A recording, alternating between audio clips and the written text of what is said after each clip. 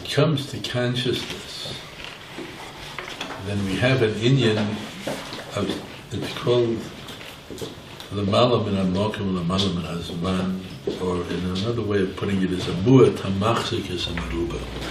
A little bit that holds more than it should be able to contain.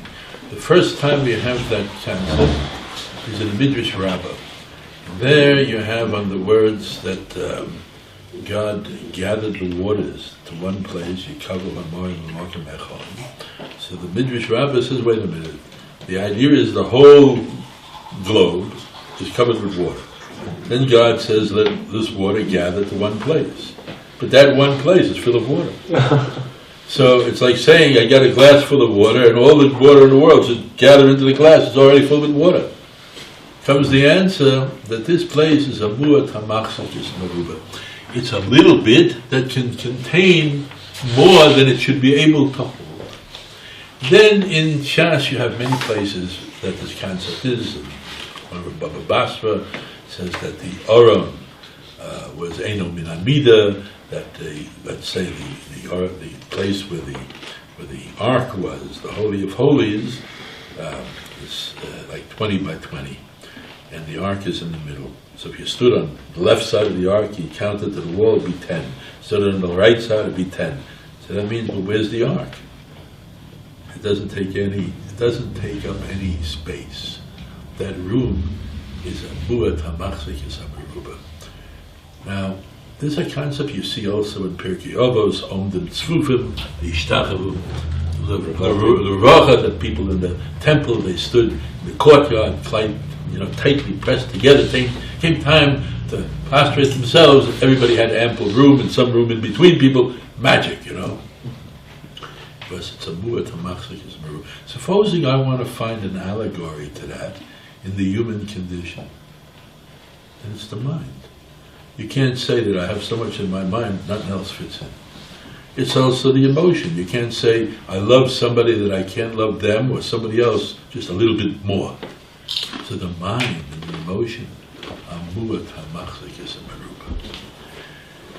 But it's an amazing thing here, because that means that as much as we put into our minds, there's infinitely more space we can keep putting in. That means that anything we know, no matter how much we know it, there's room to know some more, or a different take on what we already know. Because you got to watch out. Some people have such open minds, their brains fall up. But I don't mean that. But basically, there's always room in the mind for something else. But what we got to watch out for is not to contaminate the space.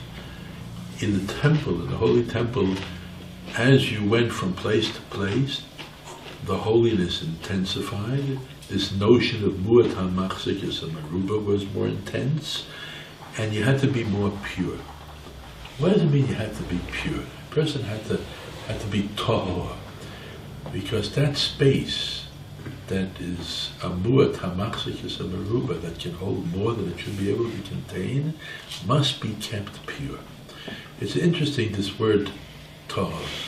The Gemara in Chulin, page Samach, says Shragim B'tihara Amaya Hani. A candle in daylight, what good is it? The word for daylight is Tihara, which is the same word as Tahara, pure. So light, which basically is it moves, it's in flux, it gives us clarity. It has something to do with being pure.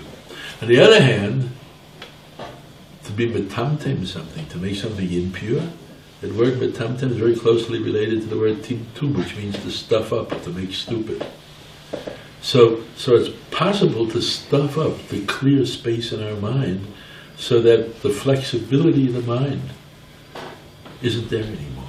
When does it happen? All right, we're talking about consciousness. So somebody is ill, and a doctor comes in and says, you got 6 months to live. The person says, well, he went to medical school for 8 years.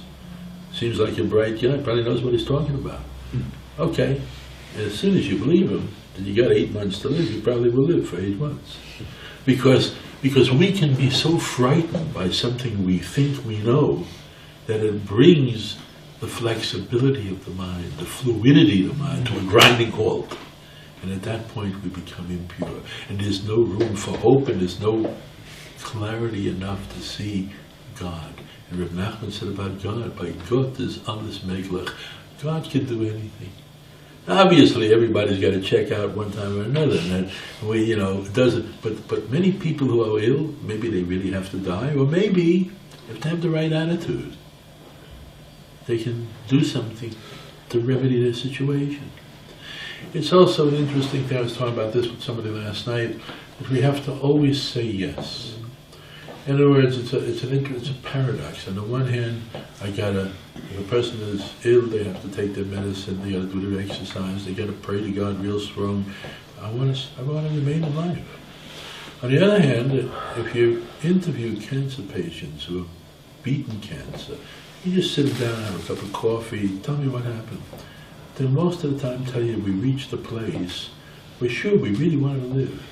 But we accepted graciously the idea that if God wants us to die, that's okay too. In other words, we're saying yes to everything. If you say yes for everything, then somehow you created a paradox. But when you create a paradox, you also create space, because when you move in two different directions, that's a paradox in a way. But that's where the space for healing is created. And that's the beginning of an discussion on consciousness.